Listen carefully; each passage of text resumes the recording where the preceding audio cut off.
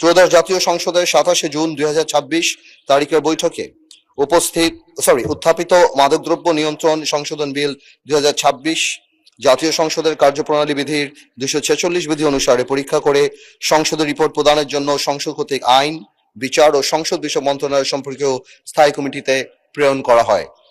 মাদকদ্রব্য নিয়ন্ত্রণ সংশোধন বিল 2026 পরীক্ষাকরণ সম্পর্কিত স্থায়ী কমিটির রিপোর্ট কমিটির সভাপতি হিসেবে আমি আন্দোলিব রহমান কার্যপ্রণালী বিধির 211 বিধি অনুযায়ী এই মহান সংসদে উপস্থাপন করছি। কমিটি 28/6/2006 এবং 29/6/2006 তারিখে বৈঠকে মিলিত হয়, বিলটি পুঙ্খানুপুঙ্খভাবে পরীক্ষা করে।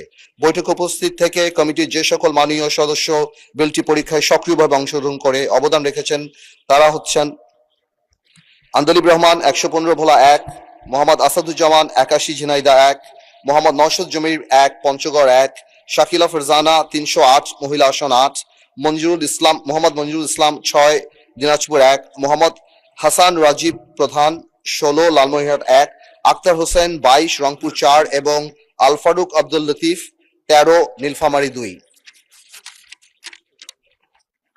এছাড়াও কমিটির বিশেষ আমন্ত্রণে মাননীয় স্বরাষ্ট্রমন্ত্রী জনাব সালাউদ্দিন আহমেদ সাহেব বৈঠকে ছিলেন।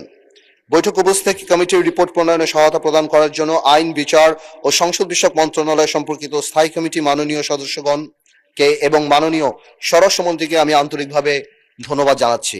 তাছাড়া স্বরাষ্ট্র মন্ত্রণালয়, আইন, বিচার ও সংসদ বিষয়ক মন্ত্রণালয় এবং জাতীয় সংসদ সচিবালয়ের সংশ্লিষ্ট কর্মকর্তা কর্মচারী, বিশেষ করে কমিটির সাচিবিক দায়িত্ব পালনকারী কমিটির সচিব, লেজিসলেটিভ ড্রাফটিং ইউনিটের যে সকল কর্মকর্তা ও কর্মচারী বিলটি পরীক্ষার কাজে ও রিপোর্ট প্রণয়নে কমিটিকে সহায়তা প্রদান করেছেন, এই কমিটির পক্ষ থেকে আমি তাদেরকে আন্তরিক ধন্যবাদ জানাচ্ছি।